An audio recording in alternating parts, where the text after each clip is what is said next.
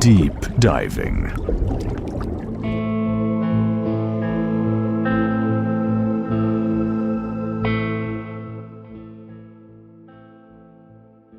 Existe algo profundamente curioso en la manera en que tratamos nuestras preocupaciones. En lugar de comprenderlas, intentamos evitarlas.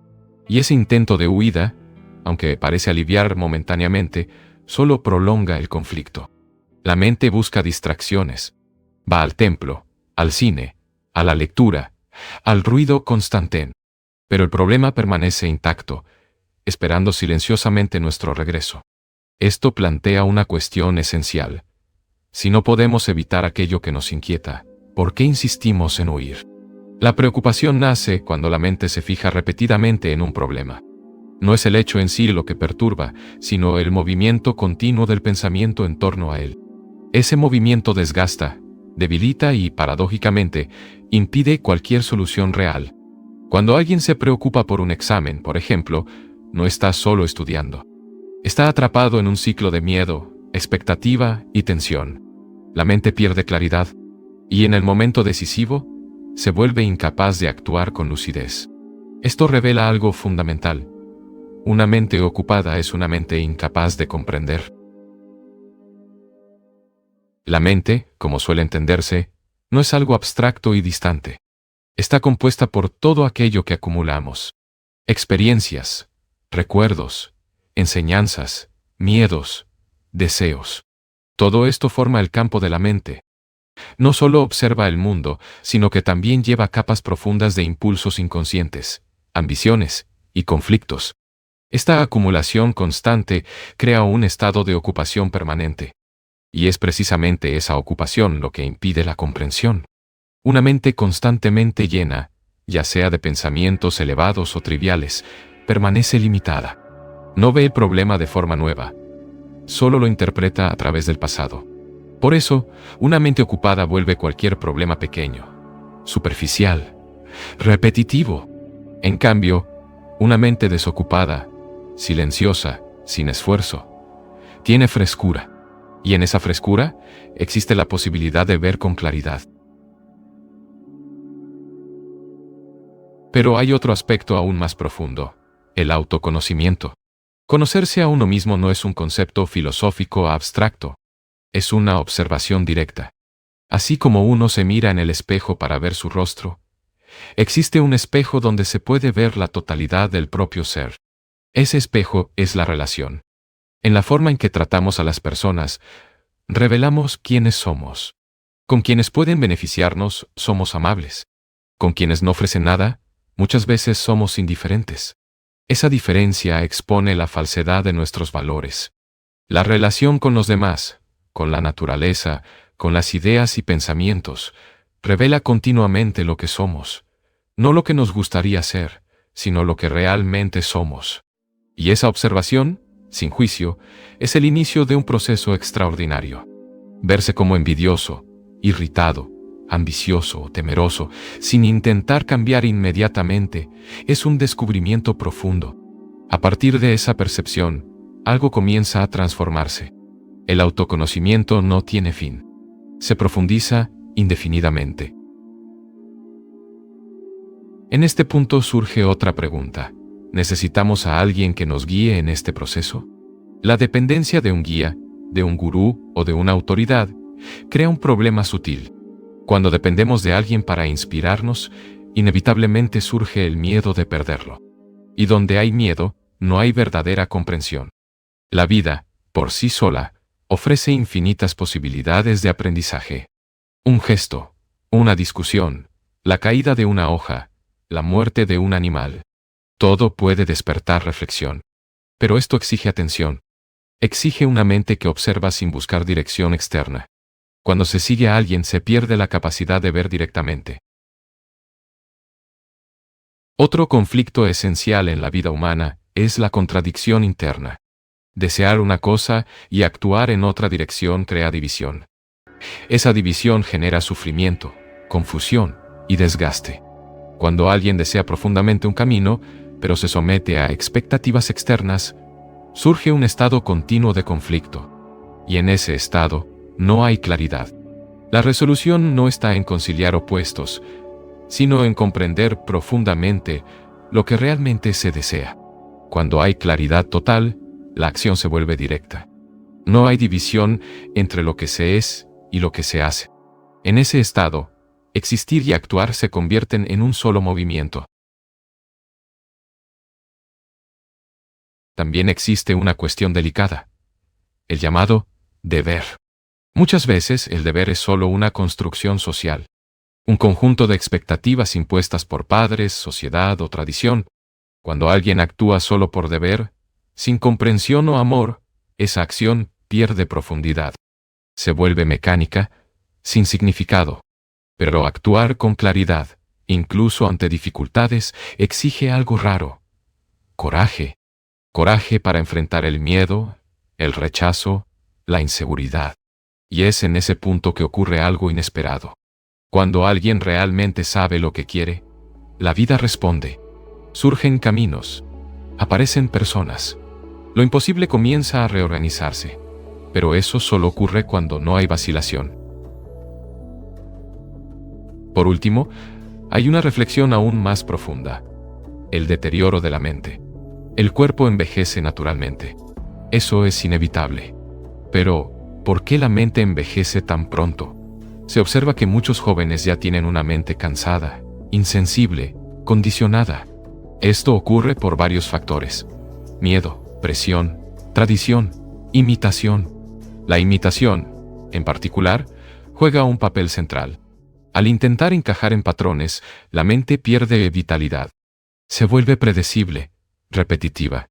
La búsqueda de seguridad conduce a la conformidad, y la conformidad conduce al estancamiento. Una mente que no cuestiona, que no investiga, que no duda, lentamente se apaga. Pero existe una posibilidad diferente. Una mente que no acumula constantemente, que no se apega al pasado, que no se aferra a patrones, permanece viva, renovada a cada instante. Esa mente no carga el peso del tiempo. Y tal vez sea en ese estado donde se encuentra algo verdaderamente libre, más allá del miedo, más allá del deterioro. Hay algo casi imperceptible en el momento en que la mente comienza a volverse pesada. No es un evento abrupto, sino un proceso gradual, silencioso, que se instala sin ser notado. La curiosidad disminuye. El impulso de investigar se debilita. Esa energía viva que cuestionaba todo comienza a ser sustituida por respuestas listas, por conclusiones heredadas, por caminos ya trazados. Y entonces surge una pregunta inevitable. ¿Qué es exactamente lo que provoca ese embotamiento? Desde temprano, la mente es condicionada a buscar seguridad. Y esa búsqueda, aunque parece necesaria, conlleva un costo elevado. Para sentirse segura, la mente acepta patrones. Se ajusta, repite, imita. Ese movimiento crea estabilidad, pero al mismo tiempo elimina lo desconocido. Y sin lo desconocido, no hay descubrimiento. La mente pasa a funcionar dentro de límites previsibles. Evita riesgos. Evita cuestionamientos profundos. Evita todo aquello que pueda sacudir la estructura construida. El miedo desempeña un papel central en este proceso. Miedo a equivocarse, miedo a decepcionar, miedo a perder apoyo, miedo a no pertenecer. Estos miedos moldean decisiones, dirigen elecciones y silencian la investigación. Poco a poco, la sensibilidad se ve comprometida. Una palabra áspera, un gesto de desaprobación, una amenaza de fracaso. Todo esto contribuye a reducir la intensidad de la percepción. La mente aprende a protegerse. Pero esa protección tiene un efecto secundario. Limita la vida. Una mente demasiado protegida deja de explorar. Y al dejar de explorar, comienza a deteriorarse. Otro factor profundamente arraigado es la imitación. Desde temprano, se nos anima a seguir ejemplos, a repetir modelos, a volvernos semejantes a aquello que se considera exitoso o respetable. Ese impulso puede parecer inofensivo, pero conlleva una consecuencia estructural: la pérdida de originalidad. Cuando la mente se moldea según patrones, deja de ser un instrumento de descubrimiento y pasa a ser un mecanismo de reproducción. Ya no observa directamente. Compara, ajusta, replica. Y en ese proceso, algo esencial se pierde. La vitalidad de la percepción. La sociedad, en general, no favorece mentes verdaderamente libres. Una mente libre cuestiona, investiga, no acepta patrones sin comprensión. Y eso representa un riesgo para estructuras establecidas. Por eso, existe una presión constante hacia la conformidad. La educación, muchas veces, refuerza ese movimiento. Valora la repetición, la memorización, la adecuación. Rara vez incentiva la investigación profunda. Y así, la mente se acostumbra a operar dentro de límites. Aprende a funcionar con eficiencia, pero no con profundidad. Ante esto, surge una cuestión fundamental. ¿Es posible vivir sin imitar? No como una idea teórica, sino como un hecho real. Esto implica observar cada movimiento interno, cada tendencia a comparar, cada impulso de ajustarse. Significa percibir cuando la mente busca seguridad en patrones conocidos. Y al percibirlo, no actuar automáticamente. Ese simple acto de observación ya contiene transformación, porque la mente comienza a verse a sí misma en acción. Pero hay un punto aún más sutil. La mente no solo imita, también acumula. Acumula experiencias, conocimientos, recuerdos. Y esa acumulación crea continuidad. Esa continuidad da una sensación de identidad, de permanencia, pero también crea peso. La mente pasa a responder al presente basándose en el pasado. Y al hacerlo, deja de ver lo nuevo como nuevo. Todo es filtrado, interpretado, reducido a lo conocido. Y en ese proceso, el presente pierde su vitalidad. Existe entonces una posibilidad radical, una mente que no acumula. No en el sentido de perder memoria funcional, sino de no apegarse psicológicamente a lo vivido. Una mente que, en cada instante, deja morir el pasado. Esto no es un esfuerzo. No es una práctica. Es una comprensión profunda del funcionamiento de la propia mente. Cuando esa comprensión ocurre, el pasado pierde su dominio. Y la mente se vuelve ligera, fresca, disponible. Esa mente no está atrapada en la repetición. No busca seguridad en patrones. No depende de autoridad. Observa directamente. Y en esa observación directa hay inteligencia. No la inteligencia acumulada, sino una inteligencia viva, en movimiento. Una inteligencia que no pertenece al tiempo. Tal vez sea en este punto donde surge una comprensión más amplia. Si la mente deja de acumular, también deja de deteriorarse. Porque el deterioro está ligado al peso del pasado, a la repetición, a la imitación. Una mente que muere a cada instante para lo que fue, no carga residuos. Y por lo tanto, no envejece de la misma manera. Esto nos lleva a una cuestión final, que permanece abierta. Si es posible vivir sin acumular psicológicamente, sin imitar, sin buscar seguridad en patrones. Entonces, ¿qué queda? Tal vez quede una forma de existencia completamente diferente. Una existencia donde cada momento es nuevo. Donde la percepción no está condicionada. Donde la mente no se defiende, no huye, no repite. Una mente así no está atrapada en el tiempo.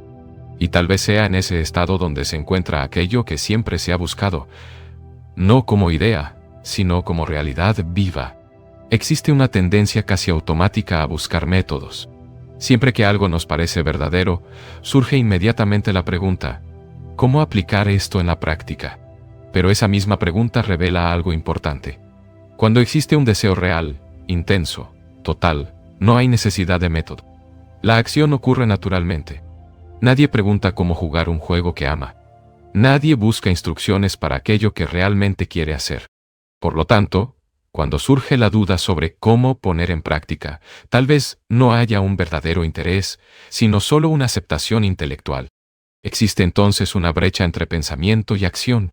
Pensamos una cosa, hacemos otra. Y tratamos de llenar esa brecha con técnicas, sistemas, caminos. Pero esa brecha solo existe cuando el deseo está fragmentado. Cuando se ve claramente la verdad de algo, la acción es inmediata. Si encuentras una serpiente en el camino, no preguntas qué hacer. La percepción del peligro es suficiente. La acción es instantánea, completa. Pero con estados internos, como la envidia o la ambición, no ocurre lo mismo, porque nunca han sido observados profundamente. Solo han sido juzgados, reprimidos o justificados. Se dice que no debemos ser envidiosos. Pero rara vez investigamos qué es la envidia, cómo surge, cómo se manifiesta. Sin esa investigación, la mente permanece superficial. Y la pregunta, ¿cómo cambiar?, sigue sin respuesta. Pero cuando hay percepción directa, no teórica, algo se disuelve. Y esa disolución no proviene del esfuerzo, sino de la comprensión.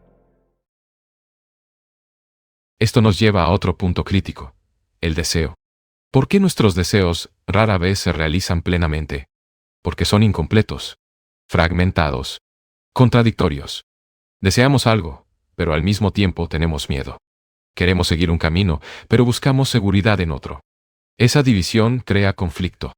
Y donde hay conflicto, hay bloqueo. Un deseo completo no es solo fuerte, es íntegro. No contiene oposición interna.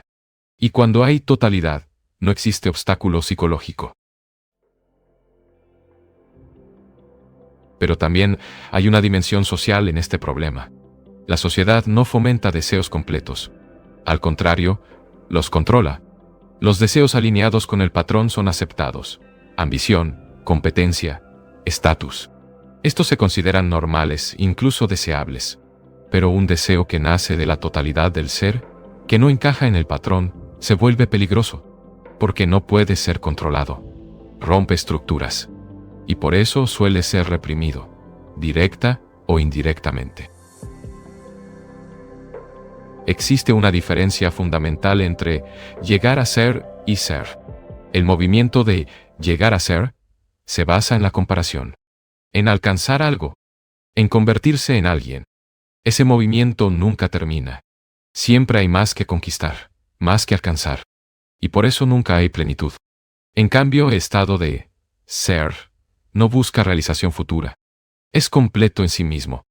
Y la acción que surge de ese estado es completamente diferente. No está motivada por carencia, sino por claridad. Surge entonces una cuestión delicada. ¿Qué debe influir en nuestras decisiones? ¿Lo que vemos en nosotros mismos o lo que dicen los demás? Si alguien dice que eres inteligente, pero internamente percibes confusión, ¿cuál de estas percepciones debe prevalecer? La influencia externa solo tiene poder cuando existe el deseo de convertirse en algo. Si hay esfuerzo por parecer inteligente, cualquier elogio refuerza esa imagen. Pero si hay una percepción clara de lo que uno es, esa percepción no depende de la opinión ajena. Y, paradójicamente, es en esa percepción donde comienza la verdadera inteligencia. Intentar volverse inteligente puede ser solo una continuación de la confusión.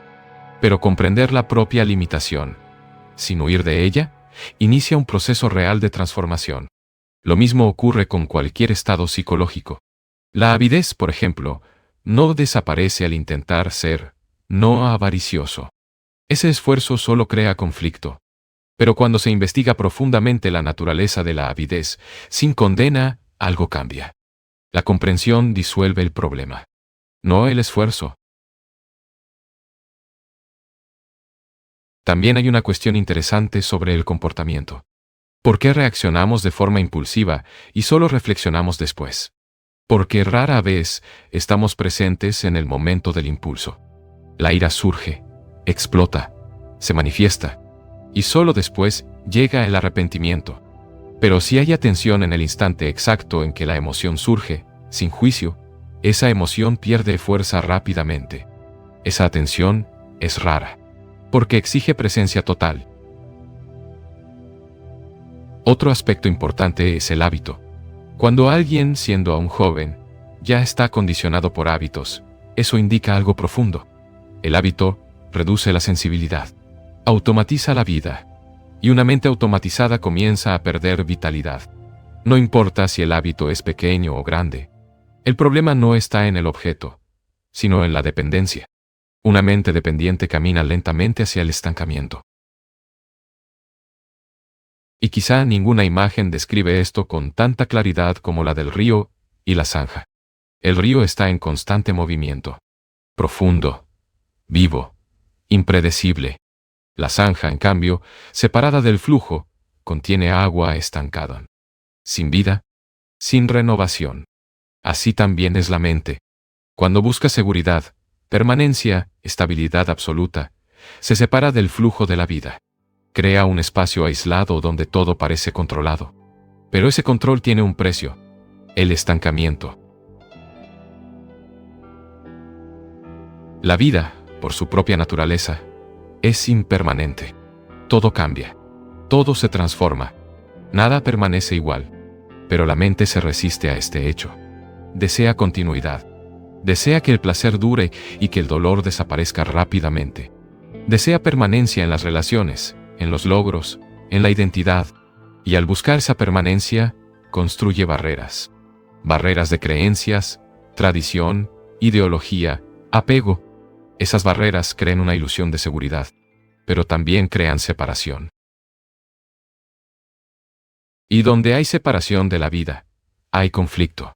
Porque la vida continúa en movimiento, intentando atravesar esas barreras. Y ese choque, entre lo que es y lo que queremos que sea, genera tensión constante. La mente lucha por mantener sus estructuras.